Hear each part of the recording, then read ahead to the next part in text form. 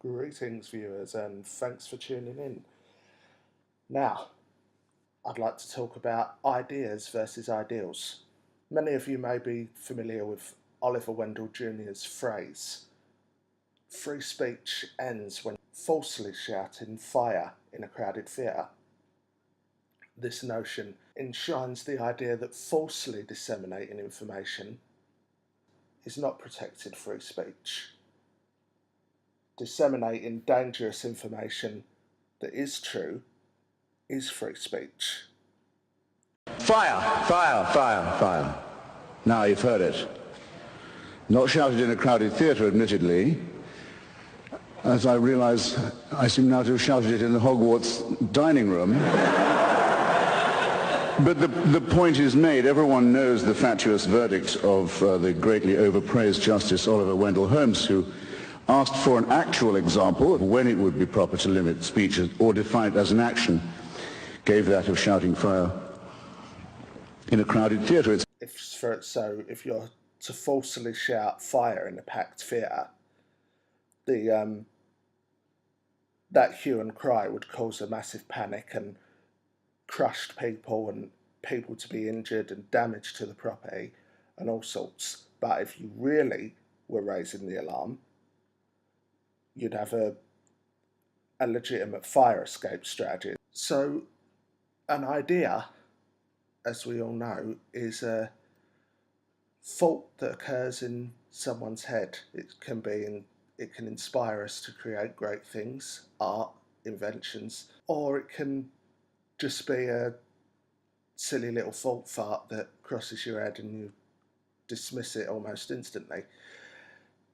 Thought farts that should be dismissed almost instantly seem to be the modus operandi of modern campuses nowadays.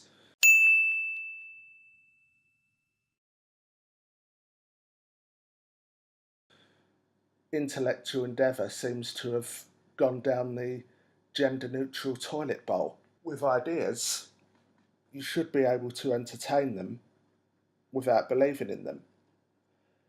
And this is a problem that many people on modern college campuses are not dealing with. They think that any idea that doesn't chime with their safe space bubble should be lambasted and cast out. It is not about creating an intellectual space. It is not. Do you understand that? It's about creating a home here. You are not doing that. You're supposed to be our advocate. We can be drawn to ideas much like the eureka moment. When inspiration truly comes, it can change from an idea. It can change the way we function as a society and the people. I mean, that's the whole eureka story itself. I mean, Archimedes was tasked with finding out whether the king of Syracuse's jeweller was using the real jewels in making the crown jewels for the king, or whether they were fake. And Archimedes didn't have any idea how to do this until, sitting in a bath, he watched the water rise. And he shouted out, "I have found it, I have found it." I think the myth goes that he was running through the streets naked crying that, so, people unfortunately got to see his inspiration cannon and the two wheels underneath. Archimedes, with this inspiration, managed to discern and deduce that if the jewels were real, that the jeweller was using, they would be heavier and the water would rise more than the fake jewellery. Another myth, of course, for the eureka moment is the infamous apple falling from the tree of Sir Isaac Newton, and this gave him the flash of inspiration to realise what gravity was. And all of these ideas, of course, changed the world. And Isaac Newton was a professor of mathematics at Cambridge University, a university now that had a young black woman appear on Channel 4 News as the head of a diversity organisation moaning about there not being enough diversity. She's got into Cambridge University, for God's sake. What more do you want? Ideas seem to be dying. Many of us are aware of the Matt Taylor incident, dubbed #Shirtgate. You know, Matt Taylor was the lead scientist behind the Rosetta probe that landed on a comet. In an interview, he was speaking to the presenter, and he was wearing admittedly a rather tacky shirt, but that his female best friend made, I hasten to add. But instead of celebrating this amazing feat of science that had to track a comet that travelled around the solar system for millions of miles, perhaps even billions,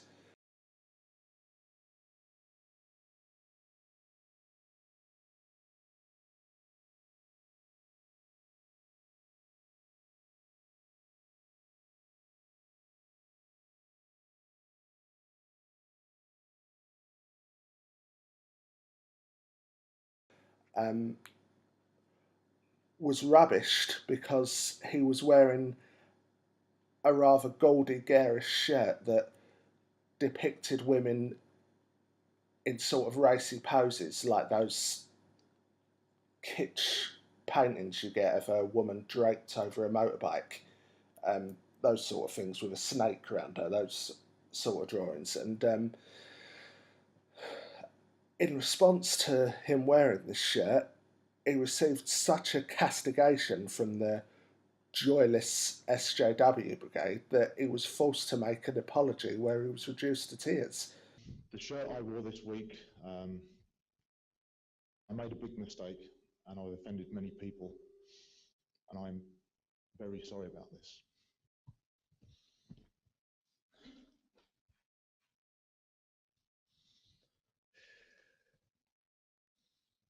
You know, his grand opus, the what he'd been working towards for his entire life,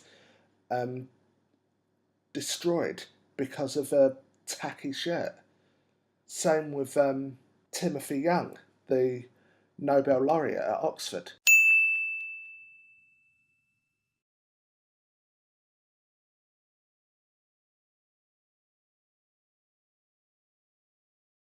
Whose work helped understand the way cancer develops and spreads far better than we'd previously known. He made a joke, a self-deprecating joke, about that was pointing out the stereotypes of women in science, that they fall in love with you, you fall in love with them, you break their heart, they cry. It was parodying the stereotypes around women in science as a joke. But he received such a backlash from that that he resigned his post at Oxford University.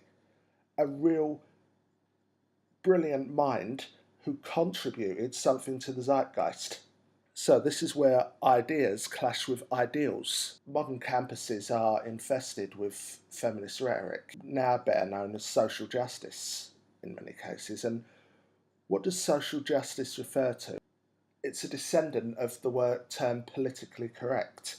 Now, politically correct has been around since the late 1700s. It was used in an early US document about a Supreme Court case, but of course, politically correct probably referred then to the right political processes being enacted. Now, politically correct refers to things that may cause harm to others. And correct means the right and proper thing to do or way to behave. Adding politically before that means the state dictates or other forces dictate the right way to behave or act or think. Social justice. Now, the term justice applies to the delivery and upholding of the law in a correct manner and fair manner for all people equally. Now, what does adding social in front of that imply? It implies that that course of justice that should run smooth is now at the behest of social forces, at the whim of baying crowds. Difference between debate and dialectic. Debate, wait a second. No, it is. Debate means you are trying to win. Dialectic means you are using disagreement to discover what is true. I am not interested in debate. I am interested only in dialectic, which does mean I listen to you and you listen to me. We don't care what terms you want to speak on. This is not about you. I'm talking. We are not speaking all about him. On terms of white privilege. This is not a discussion. You have lost that one. I am talking about terms that serve the truth. Those are the terms. House of dialectic. You said some racist shit. Can you apologize? I did not. Racist, sexist, anti-gay. Milo, Milo, go away.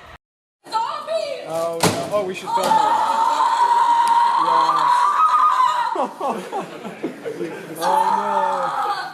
Oh, no. And people kneeling and roaring no at the top of their lungs when the president is inaugurated, and people crying over a referendum because some octogenarian in their family put an X next to the term yes when they voted in the EU referendum rather than no. So they're crying about it. So putting the term social before justice as the dangerous insinuation of justice being at the mercy of social forces, to groupthink, to the mob. You throw the scraps of the scales of liberty to a rabid pack of feminist hounds who tear it apart, pick clean the carcass and leave the remains as what they think should be the law. And then you get, of course, to the grand antagonist of feminist ideals, which is toxic masculinity. Now, of course, masculinity is just the state of being male, or male-orientated behaviours or pastimes or things like that. But adding toxic in front of it gives the impression that masculinity is poisonous, that it's dangerous, that it's something to be avoided and something that you must act like at your peril.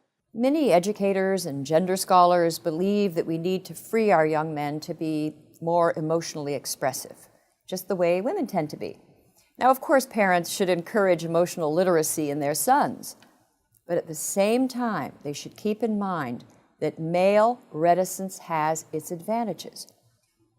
Research has shown that boys do not value problem talk as much as girls. I mean, personal disclosure helps girls feel better and makes them feel understood, according to these studies. But when they asked boys about problem talk, it wasn't that boys were ashamed or thought it was unmasculine. The boys told them that they found it a waste of time. This doesn't mean that they are emotionally impaired. The male reserve or reticence is protective and adaptive.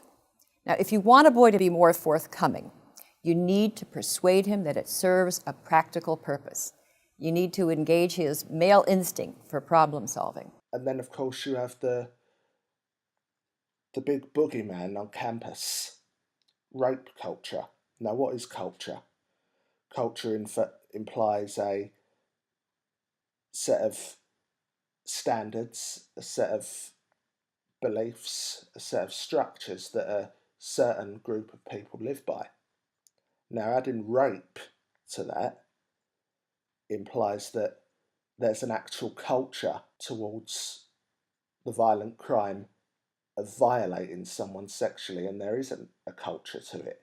Rapists are just nasty, horrible sociopaths who delight in robbing whoever their victim is of agency and of power and dignity. They feed off of that negativity. It's a dark, rotten evil at the core of certain sociopathic people. There's nothing cultural about it. Don't you think that maybe people are scared to come forward and that it's possible that those statistics could be not entirely as accurate? Okay, so it's possible the statistics are somewhat low, but the idea that they are 244 low out of 250 is wrong, right? So there's a vast difference between 0.6% rape rate and 25% rape rate. So yes, if you're asking are there men who are raped who who are intimidated about coming forward, of course that's true. And of course we need to make it easier for people to come forward and report rape.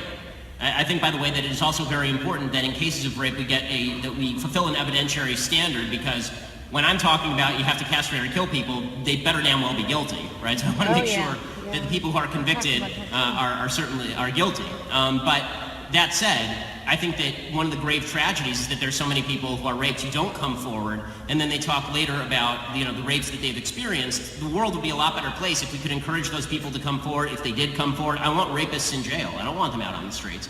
So when people say rape culture, my problem is that it's just too vague. I don't know what that means. Who in the United States is pro-rape? This is why universities and the companion theories they espouse has become on our culture actually, the falsely shouting fire in a theatre. Because they're falsely implying and advocating beliefs that don't exist, that are false, and that is dangerous. And they are doing it at the expense of ideas, which is even more dangerous still. But what do you think? Please let me know in the comments, and please like, share and subscribe. And remember, as always, don't roll your eyes too much. They may fall out of your head.